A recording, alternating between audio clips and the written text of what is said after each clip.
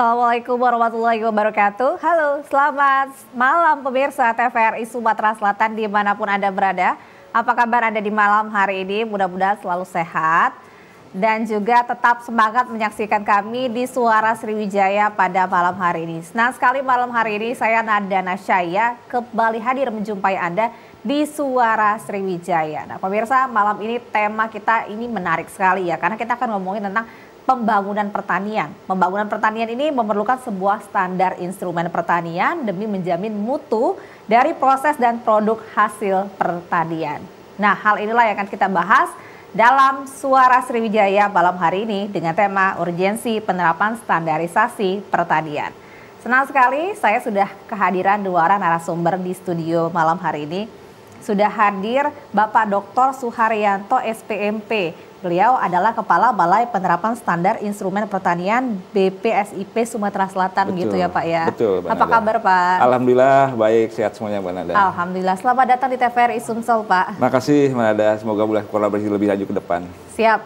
Terima kasih, semoga bisa berkunjung kembali ya Pak ya, ngobrol-ngobrol lagi. Dan sudah hadir juga Direktur Penguatan Penerapan Standar dan Penilaian Kesesuaian Badan Standarisasi Nasional. Ada Ibu Triningsih Herlinawati SPMSI ya Bu ya. Saya manggilnya Bu Ningsih Bu ya. Iya betul Mbak Nanda. Bu Ningsih apa kabar Bu? Alhamdulillah sehat Pak. Oke, langsung dari Jakarta ini Bu iya ya. Nih. Waduh, terima kasih sudah hadir di TVRI Sumatera Selatan malam hari ini Bu. Berbincang-bincang bersama dengan pemirsa TVRI Sumatera Selatan. Dan pemirsa, kami tidak hanya ngobrol bertiga saja, kami mengundang Anda. Silakan bergabung bersama kami di 0711311454. Kita akan ngobrolin tentang penerapan standarisasi pertanian. Seperti di prolog tadi ya Bapak Ibu ya, saya mengatakan bahwa ketika kita ngomongin pembangunan pertanian ini memerlukan sebuah standar. Tapi saya mau nanya dulu sih sama Bu Ningsih ini, apa sih standar itu? Apa itu Standar Nasional Indonesia ini Bu? Ya. Biasanya kalau disingkat SNI ya Mbak ya. Iya, sering sih sebenarnya kita ngelihat SNI itu ya. Kalau di helm orang sudah kenal, oh SNI itu singkatan dari Standar Nasional Indonesia. Artinya apa? Ya namanya standar itu ada ketentuan teknis yang mengatur, mungkin ada barang, ada nanti persyaratan jasa, orang dan lain-lain. Nah, karena Standar Nasional Indonesia ada nasional Indonesianya, berarti itu disepakati secara nasional untuk diberlakukan untuk seluruh wilayah NKRI Mbak Nanda. Jadi memang ada standar-standarnya khususnya. Nah, tapi sebelum kita lanjut nih ya ngomongin tentang standarisasi nasional Indonesia khususnya di bidang pertanian ini ya Pak Anto ya, kita simak dulu nih pemirsa video penayangan berikut ini.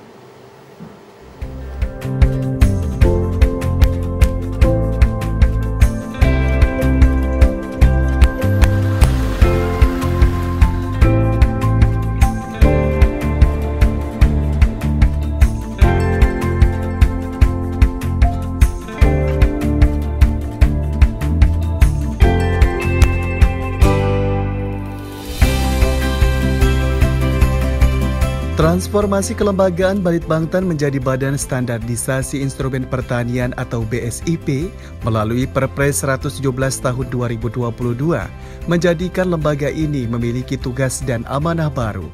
BSIP merupakan rumah baru bagi warga Balitbangtan yang tidak berpindah ke BRIN.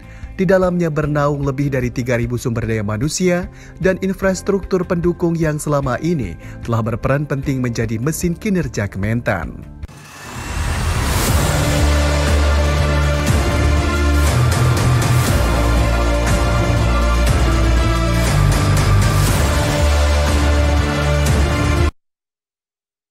Ya, itu tadi salah satu video penayangan nih sebelum kita lanjut ngobrol-ngobrol bersama dengan Bu Ningsih dan juga Pak Anto. Tadi Bu Ningsih juga udah mengatakan nih SNI yang sering kita lihat di mana-mana nih bahwa memang harus ada standar secara nasionalnya.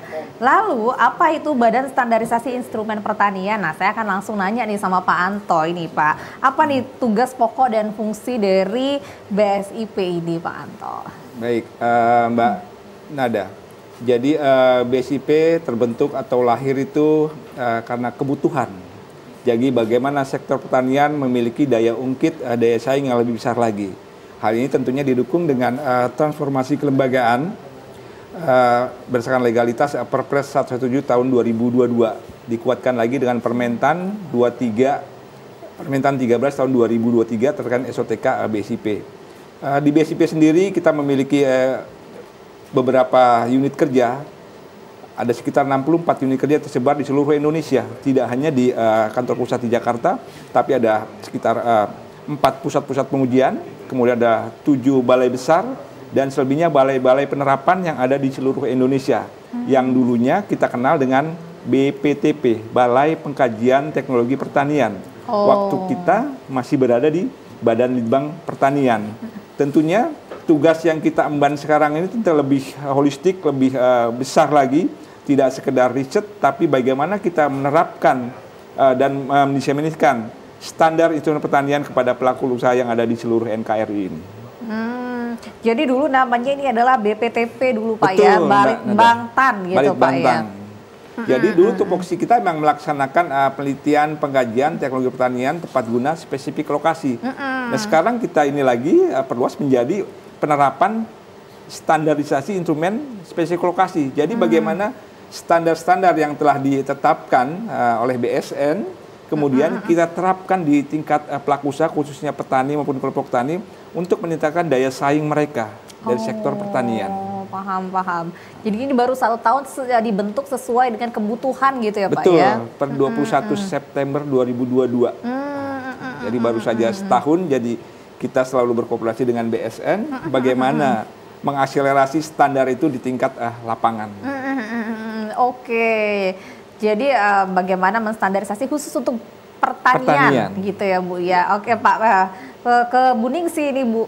Sebenarnya saya mau nanya dulu nih, ini ternyata seberapa penting, seperti judulnya, memang penting sekali ya sebuah standarisasi ini ya Bu ya? Iya, ya jelas Mbak Nanda, kalau kita sekarang kan di globalisasi ya, bahwa era globalisasi dituntut bagaimana daya saing bangsa kita, baik mau pelaku usaha, petani itu tidak hanya sebatas di lokal saja, tapi bagaimana meningkatkan kita bisa bersaing dengan produk-produk yang mungkin datang dari luar, kemudian bagaimana kita bisa konsisten ya di pandemi COVID ini, bagaimana perekonomian kita kan, bagaimana menumbuhkan produk-produk yang dihasilkan baik petani itu memang punya kualitas yang baik, kemudian bagaimana produknya juga aman untuk dikonsumsi.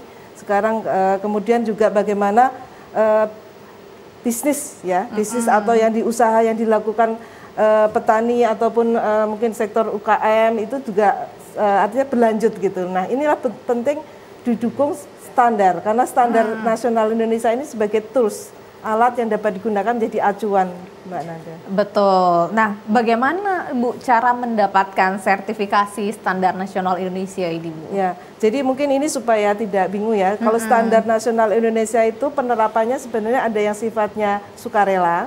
Oh gitu. Ya, kemudian ada juga yang penerapannya kemudian diwajibkan oleh pemerintah. Jadi kalau sukarela itu artinya kalau siapa yang membutuhkan standar itu menjadi acuan untuk meningkatkan tadi ya daya saing, dia terapkan sukarela. Apapun itu Bu ya? Ya, jasa, standarnya bisa produk, bisa barang, bisa jasa, bisa personel, itu standarnya. Kalau itu sukarela. Tetapi kemudian kalau yang mandatori atau wajib itu apabila ada pemerintah mewajibkan kebutuhan karena adanya keamanan, keselamatan masyarakat luas, perlindungan terhadap mungkin lingkungan, kemudian mewajibkan suatu standar itu berlaku secara wajib gitu ya. Artinya wajib itu berlaku baik untuk pelaku di dalam negeri maupun yang barang yang akan masuk ke dalam gitu. Nah, bagaimana prosesnya? Memang penerapan standar itu yang voluntary tadi bisa diterapkan. Tapi begitu orang untuk memberikan keberterimaan, mereka harus ada pembuktian. Iya, betul Bu. Ya, dibuktikan itu bisa dengan diuji, kemudian atau dinilai namanya sertifikasi. Nah, itu adanya sertifikat penilaian kesesuaian tadi. Oke, bentar Bu. Yang wajib berarti salah satunya adalah pertanian ini ya Bu, yang mandatori dari pemerintah gitu ya. Tidak semua, ada beberapa. Ya. Oh, nanti dijelasin ya sama Pak Anto ya. Oh, gitu. Ya, jadi harus memang mengikuti beberapa proses gitu ya Bu Ningsih. Iya, prosesnya. Memang kalau tadi kita memberikan jaminan, nah bahwa betul-betul menerapkan standar itu melalui proses uji atau sertifikasi. Prosesnya cukup lamakah itu Bu atau bagaimana itu? Ya, yang tadi ya menguji yang melakukan sertifikasi bukan bukan dari badan BSN, tetapi BSN mengeluarkan sertifikatnya ya. Tapi BSN tidak BSN mengkoordinasikan penerapan standar, menyusun standar, tetapi yang memberikan jaminan garansi ini ada namanya suatu lembaga. Ada lembaga uji atau lembaga sertifikasi. Nah, lembaga uji atau sertifikasi itu boleh swasta, boleh pemerintah, yang penting dia mempunyai kompetensi. Ya, dibuktikan dengan dia memiliki kompetensi yang namanya pembuktian kompetensi dengan akreditasi. Akreditasi tadi ya Bu ya. Wah, semakin menarik nih. Berarti kalau misalnya dari BSIP sendiri nih Pak Anto, seperti apa nih yang dimaksud dengan standar instrumen pertanian ini nih Pak?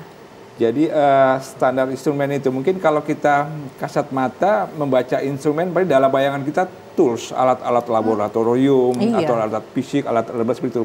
Berarti sejujurnya standar instrumen pertanian itu kalau di kami itu ya ada standar fisik, contohnya seperti pupuk, pestisida, alat mesin pertanian, irigasi, itu standar fisik. Kemudian ada standar biologis, seperti misalnya benih, bibit, varietas, mikroorganisme, kemudian bioteknologi termasuk standar instrumen biologis. Kemudian ada lagi instrumen namanya instrumen sistem. Mungkin sistem pertanian organik atau sistem integrasi tanaman ternak di kami. Mungkin dari kelembagaan juga termasuk di bagian dari instrumen yang tadi saya sebutkan tersebut. Ini masing-masing di apa ya Pak ya? Maksudnya dinilai standarisasinya ini Pak ya? Betul, jadi kita biasanya kalau yang itu belum ada standarnya, SNI-nya, ya kita merumuskan dari bawah. Itu kita lihat tergantung dengan kebutuhan pasar juga. Standar itu dibutuhkan tidak oleh pasar. Percuma nanti kita membuat standar, tapi tidak dibutuhkan oleh khalayak banyak orang. Dan itu tentunya dengan konsensus kebersamaan ditetapkan oleh masing-masing.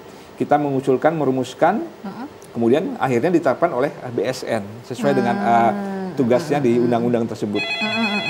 Kita terima telepon dulu nih ya Pak Anto dan juga Bu Ningsi. Halo, selamat malam.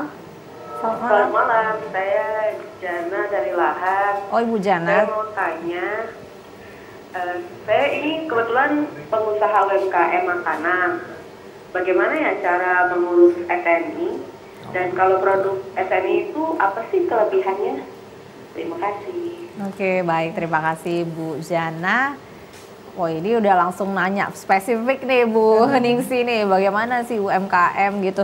Sebenarnya dari SNI sendiri nih, dari BSN sendiri ini juga ada program-programnya, tapi boleh kita jawab dulu ya Bu Jana tadi Bu, silahkan Bu Ningsi. Ya tadi Bu Jana ya, jadi untuk UMKM kebetulan memang saat ini kebijakan pemerintah sangat mendukung ya terkait usaha mikro kecil. Itu sebenarnya ada kemudahan berusaha yang dikeluarkan berdasarkan PP 7 nomor 2021 bahwa untuk usaha mikro kecil dengan kategori risiko yang rendah pada waktu pengurusan NIB itu juga bisa mendapatkan sekaligus pengurusan SNI tapi dengan kalimat hina UMK. Jadi kalau Ibu tadi UMKM kemudian jenis usaha mikro kecilnya risikonya rendah, pada waktu aplikasi di OSS mengurus NIB atau mungkin sudah dapat NIB, wah saya pengen dapat SNI Bina UMK nih. Dia mengakses kembali di aplikasi OSS, di sana dia akan mendapatkan pernyataan komitmen terkait pemenuhan standar SNI-nya, kemudian langsung nanti keluar SNI Bina UMK. Nah kelebihannya apa? Dengan SNI Bina UMK itu bisa langsung dia gunakan di produknya. Tapi untuk risiko rendah ya Mbak ya Dana. Nah kemudian dia akan masuk ke program pembinaan dari pemerintah. Karena saat ini ya artinya pemerintah memberikan keluasaan, diberikan dulu SNI Bina UMK, baru kemudian nanti dia akan mengikuti program pembinaan. Nah pembinaan itu diharapkan dengan dia akan terus maju.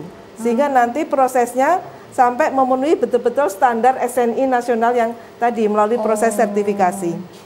Oh jadi ini sebuah program Bu ya, SNI Bina UMK yang diperuntukkan bagi para usaha mikro kecil ini. Boleh lebih sharing lagi nggak? Mungkin pemirsa di TVRI yang punya UMK ini jadi tertarik gitu ya Bu ya. Dan kelebihannya apa kalau kita ikut ini selain tadi ya masuk dalam sebuah komunitas dan dapat dibina gitu ya Bu ya? Ya jadi nanti ini program bersama Mbak ya. Dari banyak pemerintah tadi sebetulnya kolaborasi dengan Kemenko UKM, dengan Kementerian Pertanian, dengan Kementerian Perindustrian. Ini justru peluang bagaimana UKM ini bisa masuk mengenal, nanti diberikan pengenalan standar, tahu standar SNI itu seperti apa, kemudian nanti diikutkan untuk pembinaan, bahkan juga ada program-program fasilitasi pembiayaan ya, sertifikasi untuk kalau dia betul-betul komit untuk mengikuti pembinaan terhadap memenuhi SNI, Mbak. Jadi bahkan dipromosikan, Mbak. Kemarin kita juga ada promosi juga, membuka memperluas pangsa pasar nih, kita temukan dengan buyer ya, supaya ini yang tadinya mungkin UKM-nya hanya rumahan, tetapi dengan menerapkan standar dia melakukan perbaikan, bahkan ini produknya sudah ada jaminan sehingga mereka bisa juga diperluas pangsa pasarnya. Bahkan ada yang kemarin ekspor juga ya, Pak ya. Betul. Dan berlaku 2 tahun kalau nggak salah, Bu ya. Oh iya. 3 tahun, Pak ya. 3 tahun ya. Oke, semakin menarik nih, ternyata bisa juga mengurus sebuah sertifikasi ya, SNI, sertifikasi dari untuk bina UMK ini untuk memudahkan para pelaku usaha mikro kecil menengah ini untuk bisa dapat. Jadi ketika dia bisa daftar gitu, bisa lewat OSS juga gitu ya Bu ya. Itu tidak berbayar, Mbak. Gratis. Ya, dia langsung bisa diakses melalui online ya. Jadi langsung masuk aplikasi OSS, itu mereka langsung bisa melakukan sendiri. Oh oke. Saya kembali lagi ke Pak Antok. Tadi kita masih ngomongin standar instrumen pertanian gitu ya Pak ya, dari BSIP itu sendiri. Tadi Bapak juga mengatakan ada beberapa sesuai dengan kebutuhan gitu Pak ya. Kalau itu disesuaikan juga nggak Pak dengan spesifikasi daerah juga gitu, lokasi gitu nggak Pak? Betul. Jadi itu kita potret dari mana produk itu masuk produk unggulan suatu wilayah apa tidak. Kalau masuk produk unggulan kemudian banyak dibutuhkan masyarakat, pangsa pasarnya jelas, itu akan mudah kita untuk mendorong mereka menerapkan standar yang sesuai dengan standar yang ditetapkan oleh SNI tersebut. Jadi kita lihat pangsa pasarnya juga. Jangan sampai kita nanti menerapkan tapi pasarnya belum terbuka lebar, artinya kita akan kurang artinya apa ya, kayak mubazir kita melakukan standar tersebut karena pasarnya kurang menyerap seperti itu. Kalau di Sumatera Selatan sendiri nih Pak, lebih apa nih Pak? Maksudnya produk-produk unggul dalam bidang pertanian ini? Kalau di Sumatera Selatan, kami lihat di level petani atau kelompok tani, yang pertama mungkin kopi. Oh iya benar, setuju Kopi Pak. Di Sumatera Selatan merupakan produk unggulan. Robusta terbesar di Indonesia itu di Sumatera Selatan. Nah, kemudian dari produk kopi tersebut, mungkin beberapa pelaku usaha juga mungkin masih belum banyak yang menerapkan standar umumnya di processing ya, di hulunya untuk terkait dengan produk kopi. Apanya yang belum distandarin? Misalnya, contohnya, kita memulai produk kopi di green bean ya. Kita tidak terdeteksi kadar airnya berapa, defeknya seperti apa, ukurannya. Padahal pangsa pasar dunia menghendaki hal seperti itu. Bahkan lebih rigid lagi, mungkin mereka harus terbebas dari pestisida, insektisida kalau kita mau ekspor. Nah, perlahan-lahan mungkin kita harus mengedukasi mereka bagaimana menerapkan standar yang benar sehingga produk itu memiliki daya saing tidak hanya di pasar Indonesia nasional tapi ke global. Langkah berikutnya seperti itu. Wah, penting sekali sih Pak itu. Iya, luar biasa. Berarti dari awal, maksudnya dari Bapak sendiri, maksudnya dari Bapak BSIP sendiri nih, mengawal dari awal gitu ya, biar produk ini nih bisa unggul lah istilahnya gitu ya. Jadi sebaiknya mungkin kita mengawal dari hulunya dulu, bagaimana budidayanya dulu, bagaimana lahannya, bagaimana varietasnya, bagaimana itu, Pak, ya? pupuknya, bagaimana pemeliharaannya. Produksi yang baik gitu ya. Sampai di GAP-nya dulu. Setelah GAP-nya kita dapatkan yang sesuai dengan standar, baru kita naikkan ke GMP-nya. Artinya bagaimana processing misal tadi kopi sehingga dihasilkan kopi-kopi yang berkualitas. Contohnya paling gampang mungkin petik merah. Petik merah itu akan memiliki cita rasa khas tersendiri dibanding kalau mungkin di tingkat petani mungkin masih banyak yang melakukannya mungkin petik yang kalau mungkin disebutnya petik pelangi, jadi ada yang merah, kuning, hijau. Padahal petik merah itu akan meningkatkan kualitas dan cita rasa kopi itu sendiri. Wah, nggak kebayang sih Pak, kalau misalnya sudah sesuai dengan standar tuh luar biasa sekali berarti kopi dari Sumatera Selatan ini ya Pak ya? Betul, karena tentunya BSN, kami pun tentunya ke depan juga tentunya akan banyak memfasilitasi terkait promosi produk-produk pertanian khususnya yang memiliki daya saing yang sesuai dengan standar tersebut.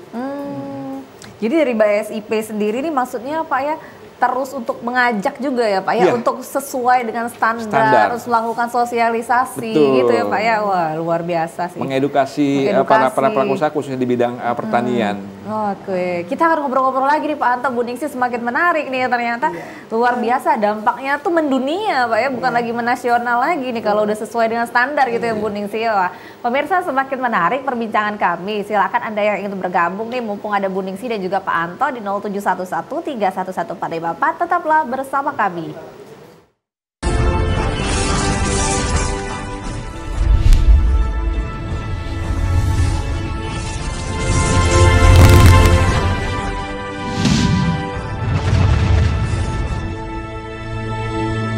Warga Plus 62, pemilu sudah dekat. Sudah pada tahu apa saja tahapan dan jadwal penyelenggaraan pemilu 2024? Simak informasi berikut ini. Pencalonan anggota DPD. Pencalonan anggota DPR, DPRD Provinsi, dan DPRD Kabupaten atau Kota. Pendaftaran bakal calon presiden dan wakil presiden.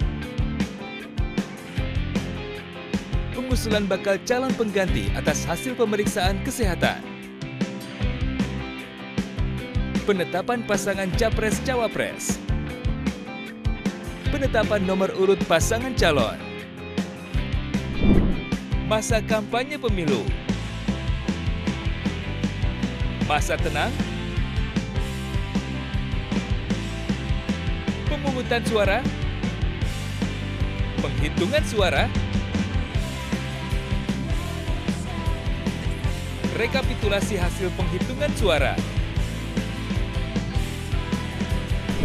Suara rakyat, suara pemilu.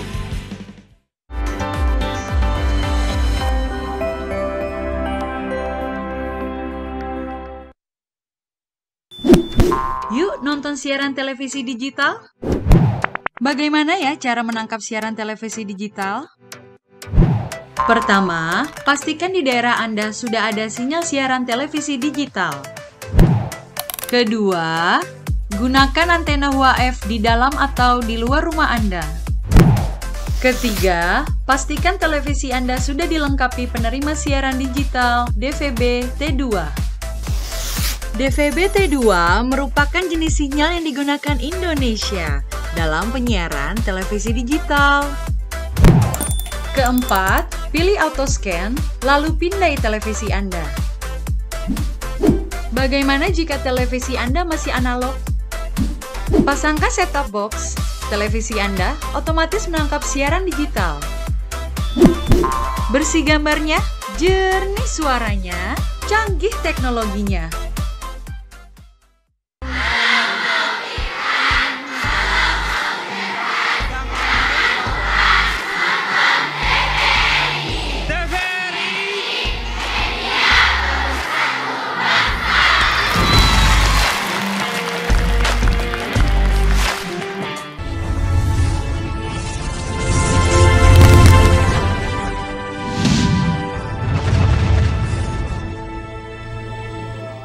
Terima kasih Anda masih bersama kami di Suara Sriwijaya pada malam hari ini. Pemirsa, urgensi penerapan standarisasi pertanian masih menjadi tema kita di malam ini bersama dengan Bu Ningsih dan juga Pak Anto di hari ini. Nah, kalau tadi saya udah nanya-nanya terkait tentang instrumen pertanian gitu ya Pak ya, standar instrumen pertanian ini ternyata juga cukup detail gitu Pak ya, banyak sekali sebenarnya yang harus diterapkan untuk bisa mendapatkan sertifikat ini. Nah, bagaimana dengan sarana dan prasarananya untuk mendukung ini Pak? Jadi terkait dengan penerapan standar khususnya di bidang pertanian, tentunya kami harus didukung dengan berbagai infrastruktur. Salah satunya laboratorium, kita akan tingkatkan sama-sama BSN menjadi laboratorium pengujian sehingga terakreditasi. Yang di kami kebetulan di Sumatera Selatan ada lab pengujian tanah dan lab laboratorium mutu beras. Itu di mana itu Pak adanya? Di Sumatera Selatan, di Palembang Pak. Oh di Palembang ya, di KM6. kota ya. Oh. Ya. Jadi selain pengujian, itu pun tentunya pengujian laboratorium, kita juga melaksanakan pengujian di tingkat lapangan. Jadi berbagai jenis mungkin varietas atau bibit yang akan kita terapkan standarnya di lapangan, akan kita uji dulu di kesesuaiannya di tempat kami. Dulu kalau namanya waktu kami BPTP namanya kebun percobaan. Sekarang jadi instalasi penerapan pengujian standar instrumen pertanian. Kebetulan di Sumatera Selatan ada di Kayu Agung dan di Karangagung di Banyuasin. Itu kita melaksanakan pengujian kalau khususnya di Sumatera mungkin padi-padi terkait padi lahan pasang surut. Kita melaksanakan bagaimana teknologi yang sesuai dengan lahan pasang surut. Nah, kalau memang itu sesuai kebutuhan wilayah, nanti kita usulkan bagaimana RSNI-nya. Dengan tim baik di pusat pengujian maupun di kami memberikan masukan, kita ajukan ke BSN. Itu juga tentu mulai mekanisme pengajuan dokumentasi, pengujian lapang dan lain-lain sampai kalau memang itu disepakati digunakan oleh banyak pihak, baru bisa ditetapkan oleh BSN sebagai SNI, misalnya SNI budidaya padi lahan rawa. Baik. Wah, semakin menarik. Nah, karena Pak Anto tadi juga ngomongin sebuah teknologi sarana dan prasarana nih pemirsa, marilah kita simak terlebih dahulu video berikut ini.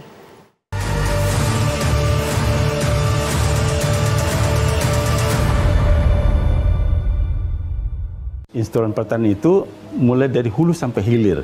Kita mengenal ada instrumen fisik. Instrumen fisik itu bisa lahan, bisa tanah, bisa air, bisa mesin-mesin pertanian yang tadi sampaikan dan sebagainya. Ada instrumen biologi. Instrumen biologi itu bisa bibit, benih, varietas, galur, dan bioteknologi itu masuk instrumen biologi. Ada instrumen sistem namanya. Integrasi tanaman itu masuk bagian, termasuk kelembagaan itu bagian dari instrumen. Jadi ada tiga, kita bagi tiga nih, instrumen fisik, instrumen biologi, dan instrumen sistem. Jadi nanti kita akan membuat standar mulai dari bagaimana membuka lahannya, seperti apa lahan yang sesuai. Karena ke depan kalau kita bicara globalisasi, standar menjadi penting. Indonesia bisa menghasilkan produk pertanian yang bermutu kalau ada standarnya. Ini yang kita akan dorong ke depan sehingga semua produk pertanian kita itu terstandar dan tersertifikasi. Itulah menjadi area tugas nanti Badan Standarisasi Instrumen Pertanian.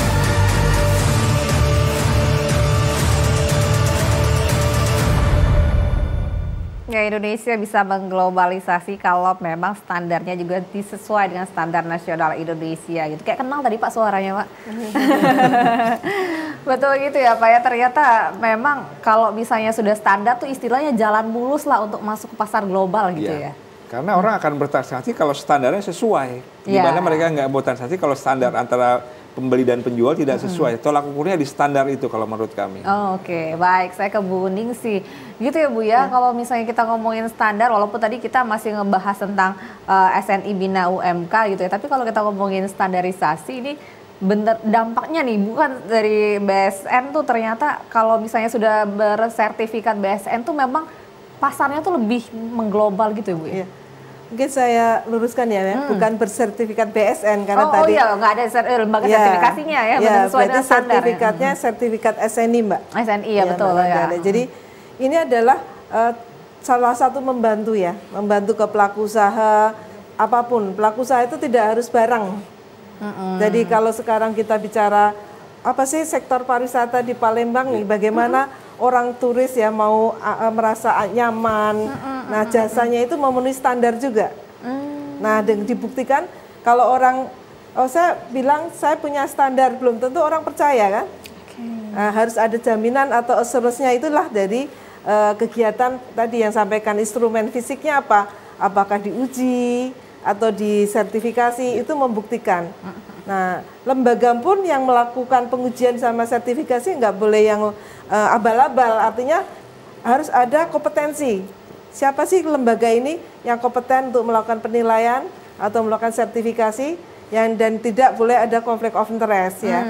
Sehingga dia independen menilai itu betul-betul memenuhi standar. Nah, ini yang penting menjadi salah satu cara yang saat ini satu yang mungkin tidak bisa menjadi tuntutan ya, sudah menjadi tuntutan di mana-mana. Mau masuk ke retail, masuk kemana, orang ditanya standarnya apa gitu ya. Nah, salah satu yang mudah adalah ya sudah ada standar yang disepakati secara nasional ini, SNI.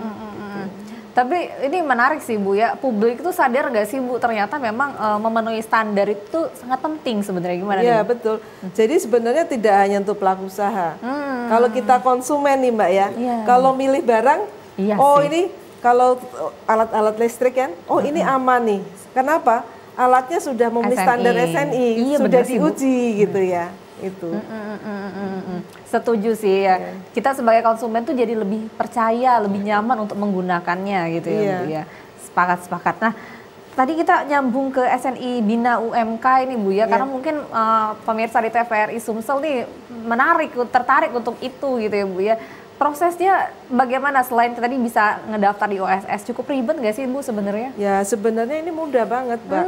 Kita pun juga dengan kerjasama dengan BSIP ini kita ada penyuluh yang kemudian kita pendampingan.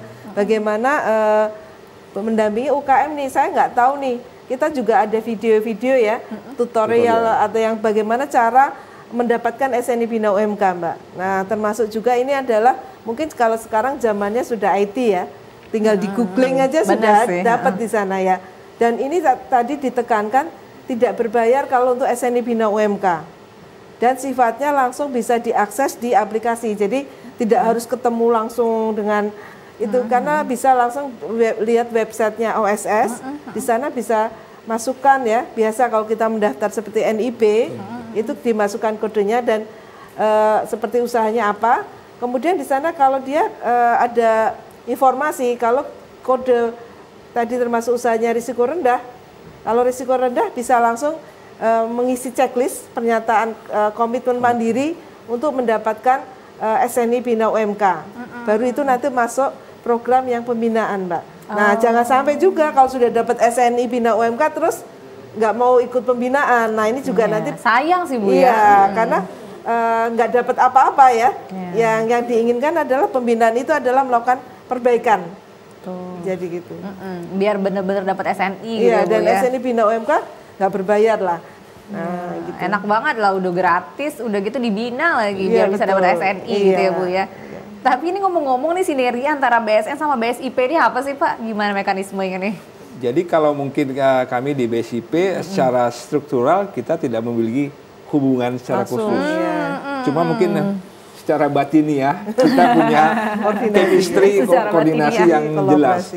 Karena emang sama-sama ingin membangun NKRI terkait dengan penerapan standarisasi. Dan itu telah dibuktikan antara begitu kami terbentuk BSIP, Kepala Badan BSIP dan Kepala BSN melakukan MOU kerjasama dengan kami. Dan kami harus menerapkannya di tingkat operasional, di tingkat lapangan.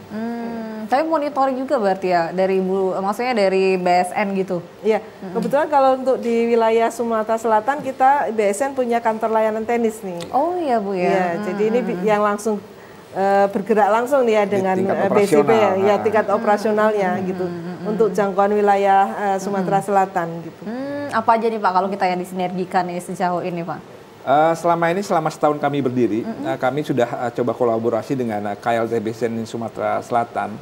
Itu saat ini kami sedang mendampingi pendampingan penerapan kelompok tani khususnya di produk hulu kopi di Pagar Alam. Oh di Pagar Alam. Kami mulai dari pendampingan bagaimana sih standar proses kopi bubuk itu, kemudian bagaimana menyusun dokumen mutunya, melaksanakan audit internal. Tapi itu partisipatif, bukan kita meng-hire ke kelompok tani. Kelompok tani yang melaksanakan penyusunan semuanya itu. Oh mereka semua ya? Sampai saat ini, terakhir kami sudah melaksanakan audit eksternal. Nah itu ada disebutkan oleh Bu Ning. Lembaganya LS Pro, lembaga sertifikasi produk yang independen. Bukan dari BSN, bukan dari kami juga. Hanya jadi, pendampingan gitu ya Pak ya? Jadi kami silahkan ke pihak LS Pro untuk melaksanakan audit eksternal. Nanti ada errornya di sana di mana tidak sesuai dengan standar, kita perbaiki. Kita bantu gitu Pak ya? Itu pun nanti di hasil produknya kita uji lab lagi. Lab yang tentu, lab yang terakreditasi, tidak lab yang abal-abal Bu Ning jangan sampai nanti ketika disertifikasi, maksudnya lembaga akreditasi malah gagal istilahnya gitu ya, jadi harus didampingi gitu. Betul, jadi setelah itu ya tentunya setelah audit eksternal, baru nanti diusulkan oleh LS Pro-nya, SPPT-nya, baru bisa diberikan namanya SNI di situ, bukan yang Bina UMK, karena kalau yang Bina kan tidak melakukan pengujian segala macam lapangan, ya, Pak, ya? Jadi SNI Bina UMK mungkin tahap awal untuk mereka naik kelas ke SNI, karena tadi Bu Ning sampaikan itu yang untuk berisiko rendah. Oke, berarti dan bentar pelaku usaha lagi di nih Pak pertanian ya? itu juga banyak, tidak hanya mungkin di off-farmnya, di processingnya ya, mungkin di misalnya keripik nanas, iya banyak sirup, tuh di Prabumuli Pak. sirup jeruk dan lain produk olahan di hilirnya banyak, itu yang harusnya dari Bina UMKM dulu yang paling gampang, baru setelah kita punya komitmen dengan mereka, kita bina untuk naik ke SNI. Tapi yang ikut ikut SNI Bina UMK itu banyak nggak Bu Ningsi ini dari UMKM di? Banyak sebenarnya, kan targetnya dari pemerintah harusnya secara nasional itu sampai 1 juta itu ya. Ya karena kebetulan kalau ini kan kemudahan berusaha itu baik NIB, berlaku juga SNI Bina UMK, dan ada juga halal sebenarnya. Tapi halalnya ada dengan BPJPH ya. Iya beda. Oh jadi emang sudah dimudahkan untuk 3 pengurusan itu tuh bisa jadi langsung satu gitu ya, sekali mengurusi. Oke. Dari pertanian sendiri kita ada mendampingi juga nggak Bu? Iya betul, tadi sampaikan kita kolaborasi. Nah memang apalagi sektor pertanian itu kan sebenarnya sektor andalan di Indonesia ya. Iya sih, ya, betul. tapi memang ada challenge-nya ya, karena di sini adalah petani biasanya tersebar ya Pak ya. Betul. Tersebar dan mungkin lahannya masih kecil. Nah belum banyak yang mengenal apa sih standar SNI. Nah ini yang kita kolaborasi, baik sosialisasi, kemudian juga nggak mungkin dilakukan sendiri, kita melakukan TOT kepada para pembina atau penyuluh di daerah, baik juga dari tidak hanya pemerintah ya, ada juga pembina-pembina yang sifatnya volunteer ya, swadaya dari kelompok masyarakat. Baru kemudian tadi ya pendampingan Pak, bahkan juga ada program insentif ya, untuk fasilitasi pembiayaan kalau tadi mungkin ujinya atau sertifikasinya. Inilah upaya BSN ya Bu ya untuk mendukung standarisasi bidang pertanian ini ya Bu ya. Sebenarnya banyak sekali bentuk dukungan gitu yang diberikan gitu ya Pak ya. Oke, nah Pak Anto di Sumatera Selatan sendiri nih, kopi ini jelas ya kan, kita kalau misalnya kita lihat program dari Gubernur juga Sumsel Mandiri Pangan gitu ya Pak ya. Jadi sebenarnya banyak sekali potensi sebenarnya pertanian di Sumatera Selatan ini ya Pak ya. Jadi Sumsel memang sebenarnya kaya akan sumber daya alam khususnya pertanian. Karena mulai untuk padi saja Sumsel sebagai penghasil nomor 5 nasional, nomor 4-nya itu di Kabupaten Banyuasin. Masya Allah. Untuk padi, makanya Sumsel tidak akan kekurangan untuk produksi padi. Kemudian kopi tadi. Kopi juga termasuk untuk Robusta, Sumatera Selatan sebagai penghasil terbesar. Satu ya Pak ya? Iya, untuk Robustanya ya. Itu bukan sama apa yang namanya suatu keunggulan geografis juga buat Sumatera Selatan sebagai titik ungkit perekonomian Sumatera Selatan. Nah, tentunya supaya itu bisa memiliki daya saing yang lebih bagus, lebih tinggi lagi, bagaimana itu supaya kita terapkan standar-standar yang benar terkait dengan misalnya budidaya kopi, kemudian di pasca panennya, pengolahannya, itu kan sebenarnya sudah ada standarnya. Nah, jika itu belum ada standarnya, mungkin bisa kita dekati dengan namanya PTM, persyaratan teknis minimal atau SOP. Nah, kalau itu memang dibutuhkan, perlu, baru kita akan teruskan, kita kembangkan menjadi SNI tadi yang polanya sudah saya sebutkan seperti tadi. Bagaimana sampai dari pengusulan dari bawah sampai dia ditetapkan sebagai standar nasional Indonesia. Yang nggak kalah penting sebenarnya akan kita usulkan BSN Bu, itu terkait kekayaan sumber daya genetik di Adeng Sumatera Selatan. Contohnya itik pegagan. Kedua itu kerbau pampangan, kerbau rawa. Itu hanya 2 ternak itu hanya ada di Sumatera Selatan. Iya loh Pak. Bagaimana itu mungkin sekarang pas saat musim kering gini, kalau kita nggak menyusun standar yang pas, yang benar, kami juga ragu eksistensinya keberlanjutan dari 2 populasi itik. Khawatirnya bisa punah gitu. Kan sayang, padahal itu benar-benar punya keunggulan, pasti spesifik lokasi di Sumatera Selatan. Itu rencana kami usulkan Bu untuk 2 komoditas itu. Wow Pak, iya. Harus itu Pak, kita menjaga kelestarian ekosistem ya Pak. Betul, karena itu juga ikonnya Sumatera Selatan saya rasa. Itik pegagan sama kerbau pampangan, kerbau rawa Bu. Oke. Bu Ningsi gimana? Nah kita terima telepon dulu nih Bu Ningsi dan Pak Anto. Halo, selamat malam. Iya, selamat malam. Dengan siapa di mana? Halo, selamat malam Mbak. Iya, dengan siapa di mana? Dari Rani, dari Oku. Oh, dari Bu Rani di Oku, silakan Bu. Iya, mau bertanya nih Pak. petani di kampung kami itu banyak yang memanen secara manual atau tradisional karena modal yang murah dan berharap lakunya banyak, tapi kurang memperhatikan SNI. Bagaimana untuk menyadarkan bahwa petani kami itu SNI itu sangat diperlukan. Itu aja Bu, terima kasih. Oke, baik, terima kasih Bu Rani dari Oku. Oku pertaniannya luas juga ini ya Pak Anto ya. Oke, kita akan bahas pertanyaan dari Bu Rani tapi setelah jeda lagi nih. Pemirsa, kami akan segera kembali. Tetaplah bersama kami.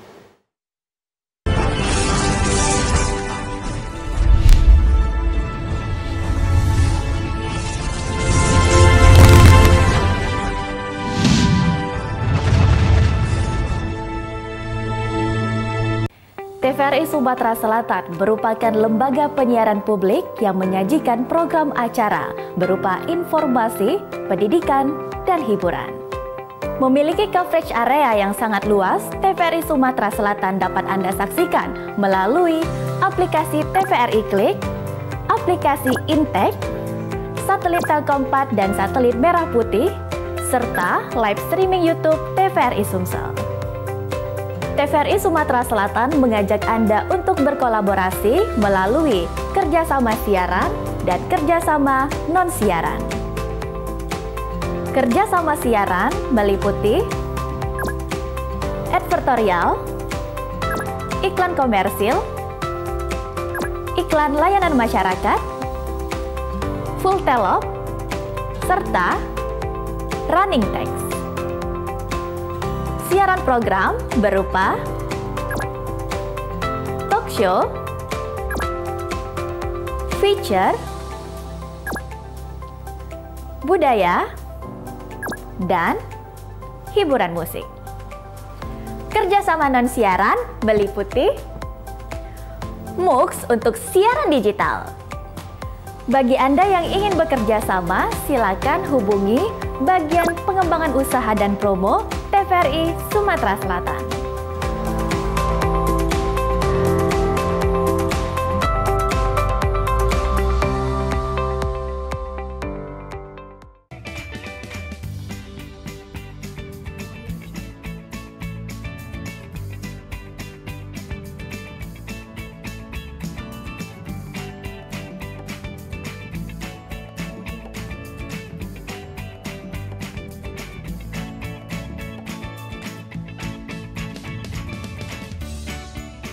Gimana? Bersih dan jernih kan siarannya? Jangan khawatir, semua ini gratis. Tidak perlu beli kuota internet dan nggak perlu biaya berlangganan. Bagi kamu yang masih menggunakan TV analog, cukup dengan satu langkah mudah. Untuk televisi yang sudah siap digital, cukup scan ulang siaran TV kamu untuk menangkap siaran TV digital. Banyak pilihan programnya, bersih gambarnya, jernih suaranya, dan canggih teknologinya. Ayo, kita beralih ke siaran televisi digital.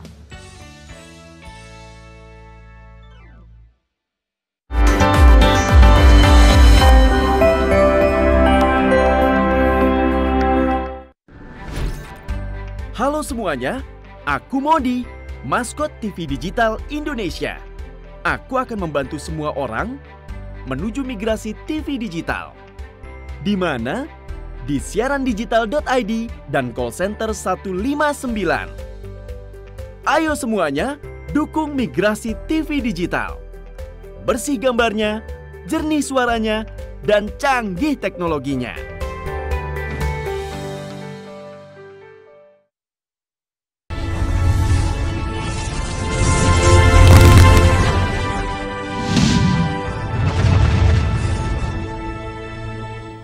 Terima kasih Anda masih bersama kami di Suara Sriwijaya malam ini, masih bersama dengan Pak Anto dari Badan Standarisasi Instrumen Pertanian Sumatera Selatan dan juga ada Bu Ningsi dari Badan Standarisasi Nasional. Nah, ini semakin menarik, silakan pemirsa untuk Anda yang ingin bergabung bersama kami di 0711311454. Nah, tadi ada pertanyaan ini. Jadi di Oku ya Bapak Ibu ya, ada pertanian gitu yang masih tradisional lah istilahnya ya, masih manual gitu. Bagaimana sih agar bisa standar gitu Pak? Gimana Pak? Ya memang terkait standarisasi tadi disampaikan Bu Ninggi, sepakat ada yang voluntary, ada yang mandatory, ada yang wajib, ada yang sukarela dilaksanakan.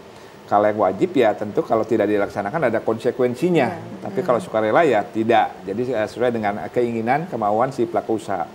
Dari Ibu tadi di Uku tadi, memang untuk pertanian khusus tadi di pemanenan, tentunya kita terus mengedukasi masyarakat kelompok tani, tapi tentu dengan kapasitas kami yang tidak terlalu besar juga, karena kami hanya selevel balai ini. Balai personel cuma sekitar 47 orang untuk mengcover satu provinsi Sumatera Selatan. Nah, tadi disebutkan, jadi untuk panen tentunya kalau kita ingin lebih efisien, murah dari aspek waktu dan biaya, itu kalau di padi ada namanya combine harvester. Jadi sekali panen jalan itu dalam 1 hektar mungkin nggak sampai 2 jam selesai dibandingkan kalau kita manual.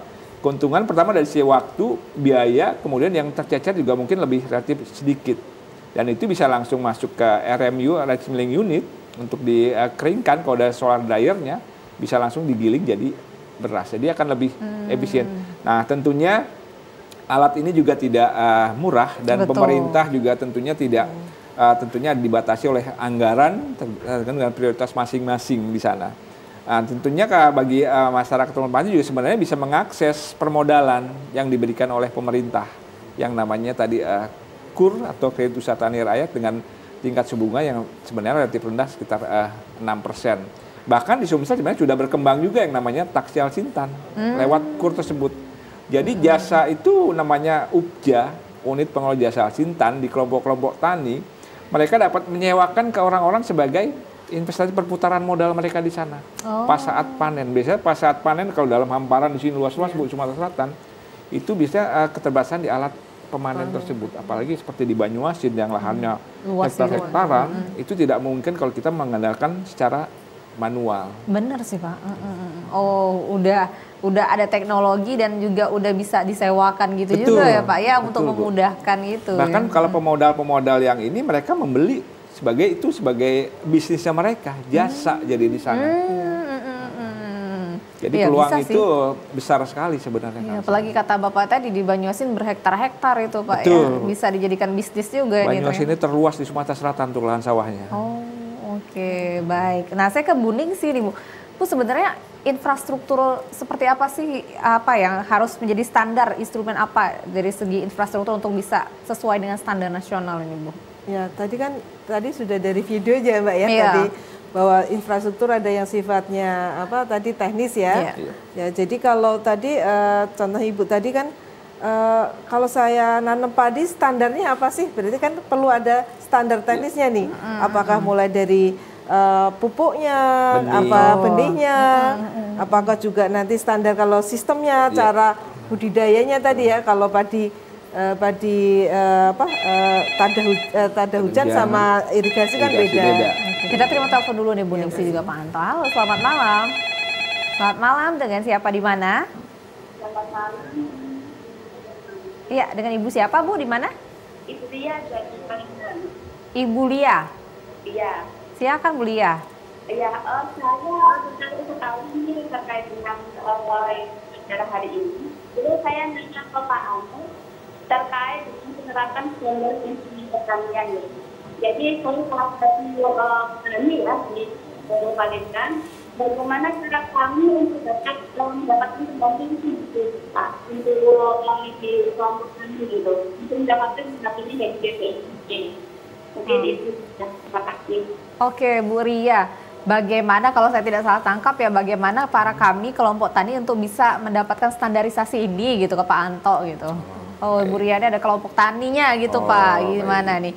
Oke, tadi bentar kita nyambung Bu Ningsih dulu tadi ya, belum selesai Pak ya, nanti kita ini jawab Bu Ria. Gimana Bu Ningsih tadi? Ya, tadi kan jelas perlu yang disiapkan instrumennya apa, tadi terkait standarnya sendiri ya, kemudian juga sistemnya, kemudian juga terkait dengan tata caranya juga Mbak, karena kalau ini tata caranya penerapannya mau wajib atau sukarela, karena kalau tadi ada kepentingan yang besar ternyata harus diwajibkan, maka perlu ada mekanisme namanya skemanya gitu, tata caranya. Kemudian Yang instrumen dibutuhkan tadi ya, labnya, kalau ada dukungan, kalau mau menguji ini kadar air, tetapi lab ujinya nggak ada di daerah.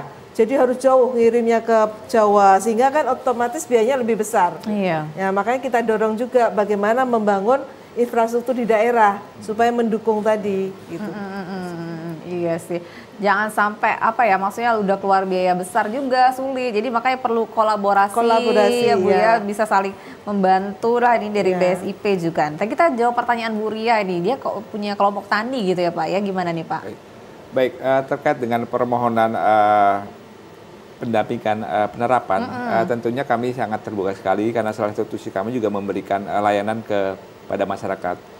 Ya cuma tentunya harus kita identifikasi dulu dari awal nih. Yang dibutuhkan pendampingan terkait budidaya, pasca panen, atau yang lainnya. Oh, iya. Jangan sampai nanti kita memberikan pendampingan yang tidak tepat pada sasarannya.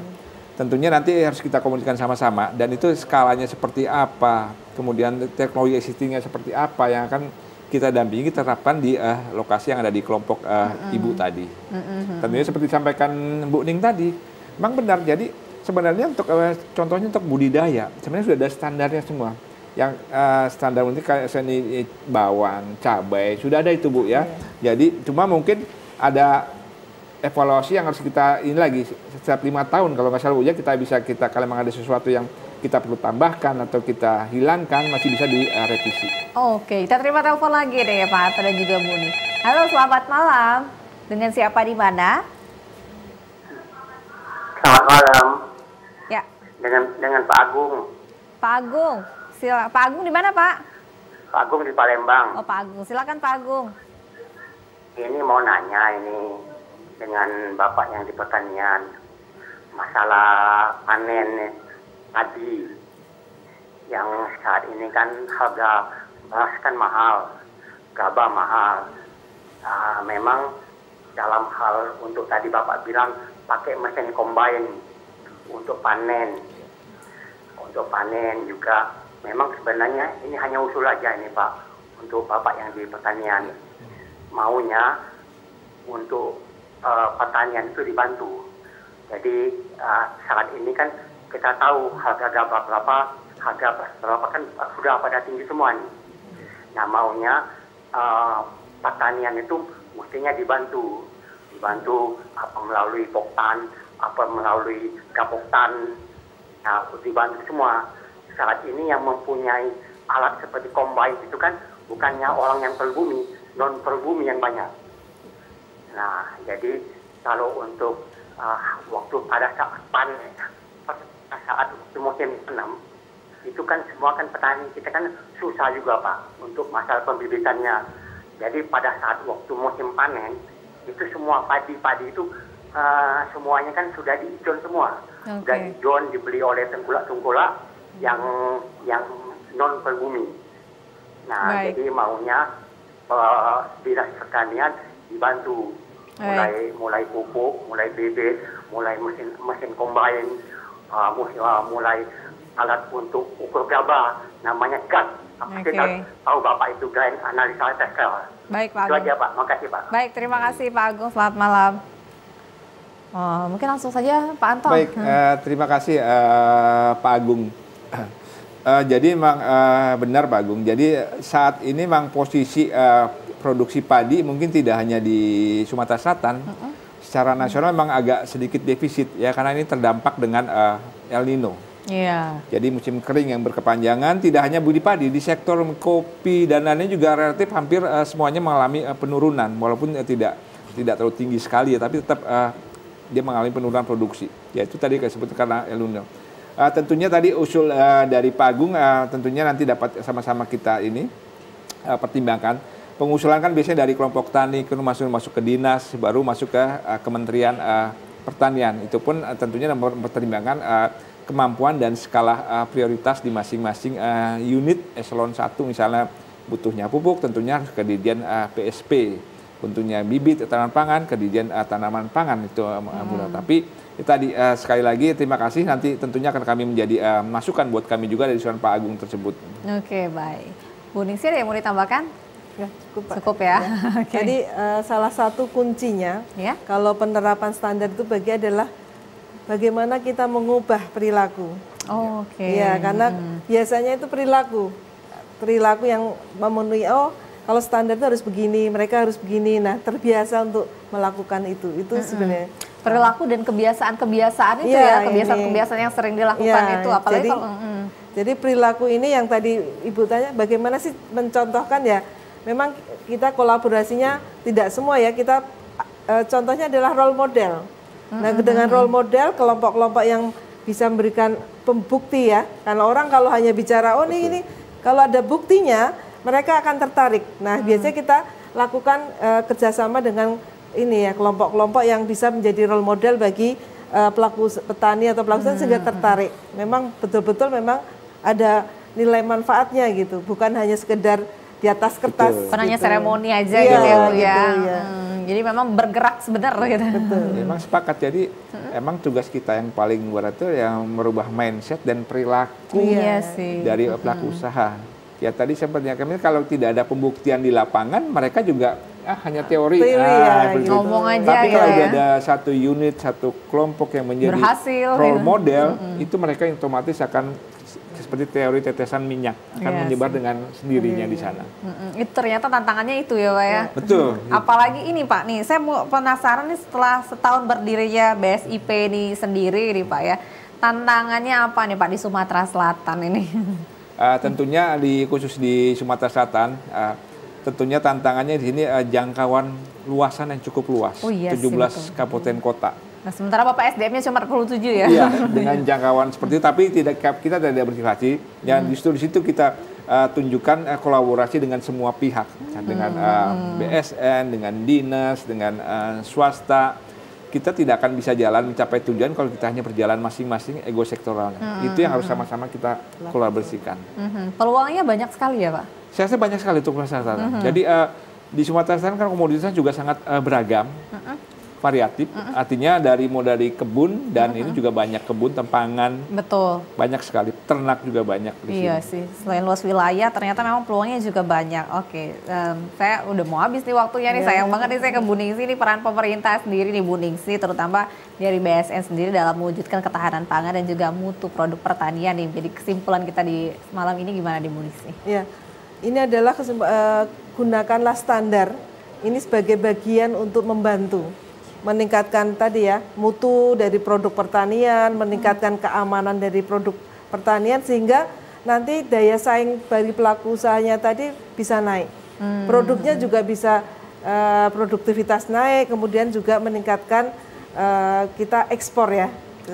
Sepakat dengan adanya standar itu ya, jadi pasar kita mendunia gitu ya Bu ya. Oke, Pak Anto nih kedepannya nih program-program apa lagi nih, kegiatan-kegiatan yang akan mendukung akselerasi dari penerapan standar bidang pertanian ini Pak?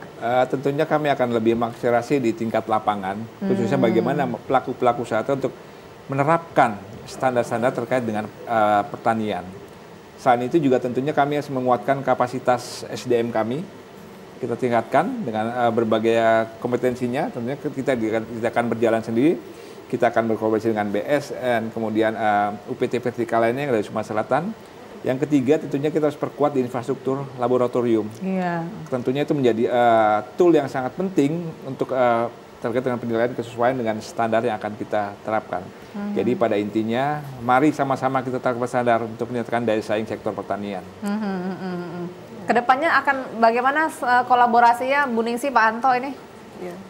Kedepan ini kita sudah ya Pak ya, kita sudah merencanakan juga bagaimana tadi ya memilih juga tadi Pak, mengidentifikasi dari BSIP-nya standar produk-produk mana yang potensi yang diunggulkan. Banyak gitu lagi Pak ya di Sumsel. Gitu. Nanti kita kolaborasi baik pembinaannya maupun TOT tadi salah satunya begitu. Oke, apa nih Pak, maksudnya kan dengan potensi Sumatera Selatan yang ada nih sejauh ini sudah setahun berjalan, ini tadi kopi dan juga ada coklat juga ya Pak ya? Kopi sama coklat. Sedang terus berproses ini Pak ya? Jadi insya Allah mungkin kalau itu tidak ada halangan, mungkin tahun ini insya Allah 2 kelompok itu sudah mendapatkan SNI. Karena sudah audit eksternal, tinggal menunggu hasil uji lab saja. Tinggal sebulan lagi lah. Tinggal sebulan lagi. Waduh, mudah-mudahan ini Pak lancar-lancar ini Pak Anto dan juga Bu Nisi. Sayang sekali waktu kita sudah habis ini.